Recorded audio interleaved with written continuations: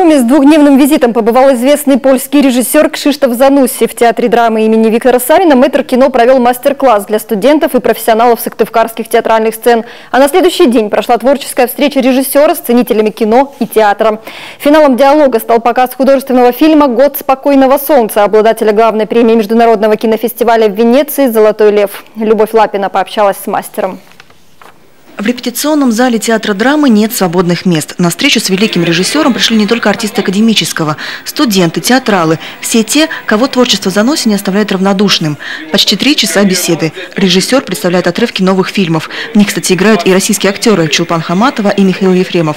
И много рассказывает о себе и своем видении кино. Это замечательное и действительно историческое событие, что режиссер такого масштаба, он и режиссер выдающийся. Он и человек, выдающийся, личность. Это человек, который всю жизнь самосовершенствуется, всю жизнь учится. И настолько вот в общении мне посчастливилось 2 дня подряд с ним быть с утра до вечера. Вы знаете, никакой усталости. Обычно это очень тяжело принимать гостей такого уровня. Никакой усталости. Потому что разговор всегда интересный. Krzysztof Zanussi входит в элиту мировой режиссуры. Он снял около 40 кино и телефильмов. Многие из них удостоены высших наград крупнейших международных кинофестивалей. Польский режиссер – лауреат Каннского кинофестиваля в номинации «Режиссер», член Европейской академии кино и Папской академии изящных искусств и литературы. А с 1994 года он также числится консультантом комиссии по делам культуры в Ватикане. Как удалось республике заманить себе в гости режиссера такого уровня, сложно представить. Сам пан Krzysztof, улыбаясь, отвечает на латинском. Navigare necesse est. Надо путешествовать в абсолютном смысле.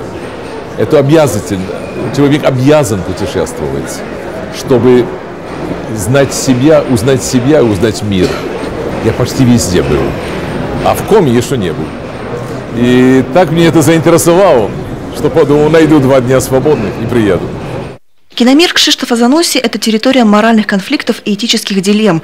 Режиссер не старается приукрасить или улучшить изобразительный ряд. Он экономит на цветах, но играет на контрастах. Бледный фон, на котором разыгрывается действие, делает происходящее подобным графике. При этом каждая деталь в его фильмах продумана, начиная от декораций, заканчивая диалогом актеров. Благодаря точности драматургии сложные, некиногеничные конфликты становятся живыми. Основное средство выражения воли режиссера – игра актеров. Простота, без всяких современных вот этих эффектов кино-экшен, и невозможно оторваться. Ты входишь в эту реальность, и ты живешь, и, видимо, что-то есть родственное вот с пьесами Чехова, этим миром, но получается внутренним миром героев, и вот это втягивает.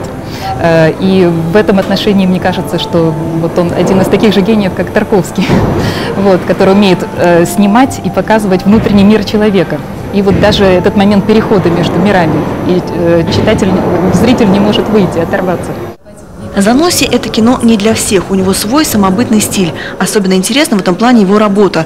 Жизнь как смертельная болезнь, которая передается половым путем, отмечает давняя почитательница творчества Занусси в Коми Ольга Юркина. У нее на встрече к мэтру свой вопрос. В университете она в том числе преподает и польский язык, а потому ей особенно интересна ментальность автора. Сам Krzysztof Zanussi отмечает, хотя корни у Польши и России славянские, но разница в менталитете все же огромная. Коми за 2 дня мастер кино и театрального искусства успел прочувствовать, и впечатление у него осталось приятное.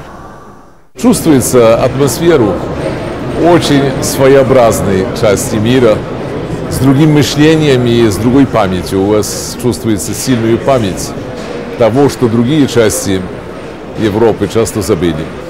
Но про время репрессий, то, над чем как на крови, как на страдании человеческим построена эта часть мира.